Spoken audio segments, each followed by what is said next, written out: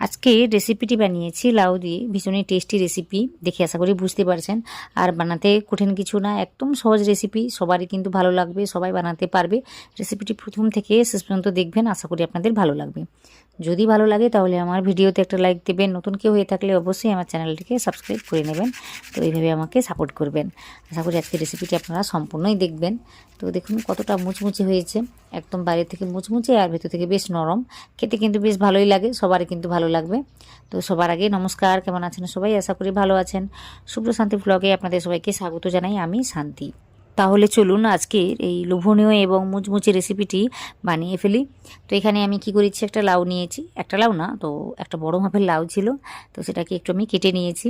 তো এইভাবে মোটামুটি একটু খোসাটাকে ছাড়িয়ে নিয়েছি, ধুয়ে নিয়েছি। তারপর কিন্তু এটাকে আমি গ্রেট করে নেব। তো দেখিয়ে দিচ্ছি। তো এই লাউয়ের একটু অংশ আমি নিয়েছি, নেওয়ার পর এটাকে আমি গ্রেট করে নেব। তো গ্রেট করে কাজটি করলে খুব ভালোভাবে কাজটি হয়। আপনারা চাইলে কিন্তু ছোটো ছোটো পিস করে কেটে নিতে পারেন, একদম ছোটো করে, তাতেও কিন্তু কাজটি হয়ে যাবে। তো আজকে আমি একদম গ্রেট করে নিচ্ছি। তো এইভাবে কাজটি করে নিচ্ছি, দেখতেই পাচ্ছেন সহজে কিন্তু কাজটি হয়ে যায়।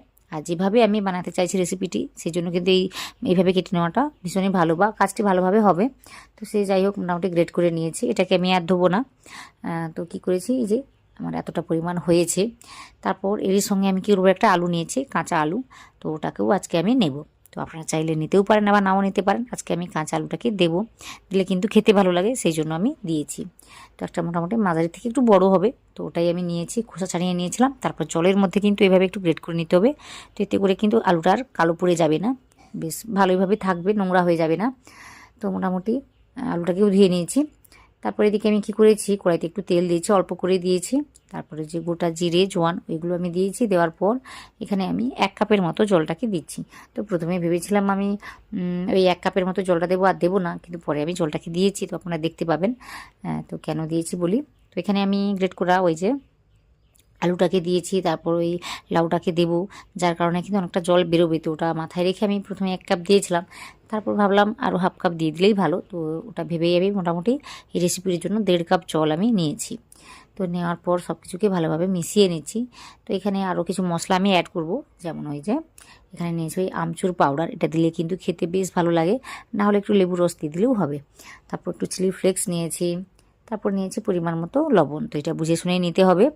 নেওয়ার পর তারপর এখানে যেটা দিয়েছি সেটা হলো, আমি এখানে আর কোনো রকম মশলা দিইনি। তো এইগুলো আমি দিয়েছি, আমরা চাইলে কিন্তু ওই গোলমরিচের গুঁড়ো ওইগুলো কিন্তু দিতে পারেন, দিলে বেশ খেতে ভালো লাগে, বা জিরে গুঁড়ো এগুলো দিতে পারেন।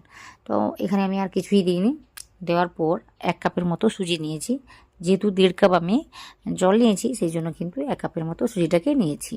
নিয়ে মোটামুটি লো ফ্লেমে এইভাবে কাজটি করে নিলে সহজেই কিন্তু সুন্দর একটা ডোয়ের আকারে চলে আসবে। তো আপনারা দেখতে পাবেন সব কিছুকে ভালোভাবে এইভাবে মোটামুটি একটু নাড়িয়ে চাড়িয়ে নিচ্ছি। তারপর ভাবলাম একটু ধনেপাতা কুচিটাকে দিলে ভালো। তো আমার কাছে যেগুলো ছিল এগুলো কিন্তু একটু শুকিয়ে গিয়েছিল, খুব কিন্তু নষ্ট হয়ে যায়নি। তো শুকিয়ে গেলেও ওর গন্ধটা খুব সুন্দরভাবে ছিল। তো ভাবলাম ওটাকে আমি দিয়ে দিই। তো কেটে ধুয়ে নিয়েছিলাম, তো ওটাকে আমি দিয়েছি। দিয়ে কিন্তু এভাবে একটা ডোয়ের আকারে দেখুন খুব সুন্দরভাবে কিন্তু চলে এসছে। তো এইভাবে কিন্তু কাজটাকে করে নিতে হবে। তারপর একটু হাতের মধ্যে নিচ্ছি, নিয়ে দেখছি যে কীভাবে কাজটি হচ্ছে। তো দেখলাম সুন্দর করে একটা শেপ দেওয়া যাচ্ছে, তো বোঝা যাচ্ছে এটা কিন্তু ভালোভাবে আমার কাজটি হবে। তো আমি কী করেছি, এইভাবে কাজটি করে নিয়েছি। করে নেওয়ার পর গ্যাসটাকে আমি অফ করে দেবো। তারপর এটাকে না একটা আলাদা পাত্রে আমি নিয়ে নেব। তো দেখিয়ে দিচ্ছি কী করতে হবে। তো আজকে আমি দুটো ছোটো ছোটো পাত্র নিয়েছি, ওর মধ্যে একটু তেলটাকে গ্রেস করে দিয়েছি। দেওয়ার পর একটু এই ডো নিয়েছি আমি। ডোটা কিন্তু দেখুন ঠান্ডা হয়ে যাচ্ছে, ওটা কিন্তু বেশ শক্ত শক্ত হয়ে যাচ্ছে। তো এইভাবে কিন্তু কাজটি হয়ে যাবে। তো দেখুন আমি একটা বাটিতে সেট করে নিয়েছি, ওটা আপনাদের দেখাতে পারিনি, এটা দেখিয়ে দিচ্ছি। তো এইভাবে একটু মথে নিচ্ছি। মথে নেওয়ার পর ওই গরম কিন্তু এখন রয়েছে, তাই এত নরম লাগছে দেখতে। এটা ঠান্ডা হয়ে গেলে কিন্তু একটু শক্ত শক্ত হয়ে যায়। তো এইভাবে কিন্তু শেপটাকে আমি দিয়ে দিচ্ছি, সুন্দর করে উপর থেকে একটু স্মুথ করে নিচ্ছি, তাহলে জিনিসটা দেখতে ভালো লাগবে, এই জন্য আর কিছুই না। তো এইভাবে মোটামুটি কাজটিকে করে নিয়েছি, আশা করি দেখতে পাচ্ছেন বা বুঝতেও পারছেন। তো এটাকে আমি একটু ঠান্ডা করে নেব। আমি ওই 0.5 ঘন্টার জন্য কিন্তু ছেড়ে দেবো। আর আপনারা চাইলে কিন্তু এটাকে ফ্রিজেও রেখে দিতে পারেন, তাতে করে কিন্তু 15 মিনিটের মধ্যেই কিন্তু সুন্দরভাবে সেট হয়ে যায়। তো এইভাবে আমি 15 মিনিটের মতো না, আমি 0.5 ঘন্টার মতো ছেড়ে দিয়েছি। তারপর এইদিকে আমি 3 চামচের মতো ময়দা নিয়েছি, তাতে দিয়েছি পরিমাণ মতো লবণ, আর ওই যে চিলি ফ্লেক্স, তারপর ওই জোয়ান, একটু জিরে, গোটা জিরেই ওইগুলো আমি দিয়েছি। তারপরে ধনেপাতা কুচি। তো এইগুলো দিলে কিন্তু জিনিসটা দেখতে ভালো লাগবে। তো জিনিসটাকে একদম ক্রিস্পিভাবে তৈরি করে নেওয়ার জন্য কিন্তু আজকের এই যে পাতলা একটা ঘোল আমি তৈরি করে নিচ্ছি, এটা কিন্তু অনেক কাজের। তো এইভাবে কাজটিকে করে নিলে কিন্তু এই রেসিপিটি একদম অন্যরকমভাবে তৈরি হয় এবং খেতে দেখতে দুইটি কিন্তু খুব সুন্দরভাবে হবে। তো আশা করি আজকের রেসিপিটি আপনাদের ভালো লাগবে। রেসিপিটি দেখুন, যদি ভালো লাগে তখন আমার ভিডিওতে একটা লাইক দেবেন, তো আমাকে অবশ্যই সাপোর্ট করবেন। তো এখানে আমি পরিমাণ মতো জলটাকে দিয়েছি, তো বলতে পারেন মোটামুটি হাফ কাপের মতো জলটাকে আমি দিয়েছি, বেশি কিন্তু দিইনি। তো 3 চামচ ময়দার জন্য হাফ কাপ আমি জলটাকে দিয়ে এইভাবে কাজটি করে নিয়েছি। তারপর এখানে ওই যে আমি ভুলে গিয়েছিলাম 2 চামচের মতো সাদা তিল দিয়েছি। এটা দিলেও দেখতে ভালো লাগে, খেতে ভালো লাগে, তাই আমি দিয়েছি। মোটামুটি পাতলা করে ঘোলটাকে তৈরি করে নিতে হবে। তো তৈরি করে নেওয়ার পর এদিকে দেখাচ্ছি, দেখুন এটা কিন্তু ঠান্ডা হয়ে গিয়েছে। আর ঠান্ডা হয়ে যাওয়ার কারণে কিন্তু খুব সুন্দরভাবে সেট হয়ে গিয়েছে, বেশ শক্ত শক্ত হয়ে গিয়েছে। তো শক্ত হয়ে যাওয়ার পর আমি এইভাবে কেটে নিচ্ছি। তো এখন কিন্তু কেটে নিলে সেভাবে অসুবিধা কিছু হবে না, সুন্দরভাবে শেপগুলো দেওয়া যাবে। তো দেখতেই পাচ্ছেন কীভাবে কাজটি হচ্ছে, ঠিক এইভাবে কিন্তু কাজটিকে করে নিতে হবে। তো এইভাবে মোটামুটি একটা আমি কেটে নিয়েছি। তারপর ওই যে ছোটো বাড়িটাও, ওটাও আমি কেটে নেব একই রকমভাবে। তো আপনারা চাইলে কিন্তু আপনাদের মনের মতো করে শেপগুলো দিতে পারেন, যেভাবে পারবেন সেভাবে শেপগুলো দিয়ে কাজটি করে নিতে পারবেন। আজকে আমি এইভাবেই কাজটি করে নিয়েছি।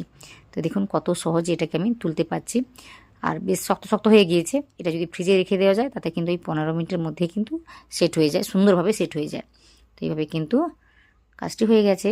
তো এখন আমি কি করব, ওই যে পাতলা ঘোলটা আমি তৈরি করে রেখেছি না, তো ওটারই কাজ রয়েছে এখন। ওটার জন্যই কিন্তু রেসিপিটা একদম আলাদাভাবে তৈরি হবে এবং কি বলবো, খেতে ভালো লাগবে। তো আশা করি আপনাদের সব কিছুই ভালো লাগবে, ভিডিওটি দেখুন। এই সময় কিন্তু এইগুলোকে অনেক দিন ধরে সংরক্ষণ করতে পারেন, ওই 3 থেকে 4 দিনের জন্য কিন্তু সুন্দরভাবে ওই এয়ারটাইট কোনো বক্সের মধ্যে রেখে দিলে কিন্তু 3-4 দিনের জন্য রেখে দিয়ে খেতে পারেন। আবার একই রকমভাবে কাজটিও করে নিতে পারেন। তো এদিকে আমি কী করেছি, ওই যে পাতলা ঘোলটা আমি তৈরি করে রেখেছিলাম, তো ওটার মধ্যে এইভাবে ডিপ করে নিয়েছি। নেওয়ার পর গরম তেলে এইভাবে ছেড়ে দিচ্ছি। তেলটাকে কিন্তু ভালোভাবে গরম করে নিতে হবে, নিয়ে কিন্তু দিতে হবে, না হলে কিন্তু নিচে লেগে যেতে পারে। তো অবশ্যই ভালোভাবে গরম করে নিতে হবে। গরম করে নেওয়ার পর গ্যাসের ফ্লেমকে হয় হাই ফ্লেম, না হয় মিডিয়াম ফ্লেম করে কিন্তু এগুলোকে ভেজে নিতে হবে। এতে করে কিন্তু আর বেশি একটা সময় লাগে না, খুব তাড়াতাড়ি এটা ভাজা হয়ে যায়। তো দেখতেই পাচ্ছেন কত সুন্দরভাবে কাজটি হচ্ছে। তো এইভাবে কিন্তু কিছুক্ষণ ধরে আমি ভেজে নেব। একটু সময় নিয়ে ভেজে নেওয়ার কারণে কিন্তু এগুলো ভীষণই ক্রিস্পিভাবে তৈরি হবে, আর দেখতে কিন্তু দারুণ লাগবে। আর কি বলবো, ভেতর থেকে বেশ নরম থাকবে, আর এগুলো পুড়ে যাওয়ার কিন্তু একটুও ভয় থাকবে না। তো দেখতেই পাচ্ছেন কত সুন্দরভাবে কাজটি হচ্ছে। তো এইগুলো কিন্তু বাচ্চাদের টিফিনেও দিতে পারেন, বাচ্চারা বেশ মজা করেই খাবে। এমনিতে কিন্তু লাউটা সবাই খেতে চায় না, এইভাবে একবার রান্না করে দেখতে পারেন, এটা কিন্তু সবাই পছন্দ করবে, সবারই কিন্তু ভালো লাগবে। তো আশা করি আজকের রেসিপিটি আপনাদের ভালো লাগছে। যদি ভালো লাগে তাহলে আমার ভিডিওতে একটা লাইক দেবেন, নতুন কেউ হয়ে থাকলে অবশ্যই আমার চ্যানেলটিকে সাবস্ক্রাইব করে নেবেন, আর পাশে থাকা যে বেল আইকনটা থাকবে ওটাতে প্রেস করতে ভুলবেন না। তো এইভাবে আমাকে সাপোর্ট করবেন, আর রেসিপিটি ভালো লাগলে সেটা কমেন্টে জানাবেন, তো অবশ্যই কমেন্ট করে জানাবেন। তো এখানে দেখুন মোটামুটি লাল করে ভেজে নিয়েছি। এইভাবে মোটামুটি ভেজে নিলে কিন্তু বাইরে থেকে বেশ ক্রিস্পি থাকে, খেতে বেশ ভালো লাগে। তো দেখতেই পাচ্ছেন দেখতে কতটা সুন্দর হয়েছে। তো একই রকমভাবে বাকি যে কটা রয়েছে ওইগুলো কিন্তু আমি ভেজে নেব একই রকমভাবে। এই রকম রেসিপি বা কোনো রকম রেসিপি দেখতে চাইলে সেটা কিন্তু কমেন্ট করে জানাতে হবে, তাহলে কিন্তু এই রান্নাবান্নাগুলো আপনাদের সাথে আমি শেয়ার করে নেব। আশা করি আপনাদের ভালো লাগবে। তো দেখুন মোটামুটি এই কটা ভেজে নিয়েছি, আর একবার হলেও আপনারা এটা কিন্তু তৈরি করবেন ওই লাউ দিয়ে, তাহলে খেতে খেতে দুর্দান্ত লাগবে। তো আশা করি আজকের রেসিপিটি আপনারা সম্পূর্ণ দেখেছেন, ওই প্রথম থেকে শেষ পর্যন্ত। আপনারা যারা দেখেছেন আপনাদের সবাইকে অনেক অনেক অনেক ধন্যবাদ জানাই।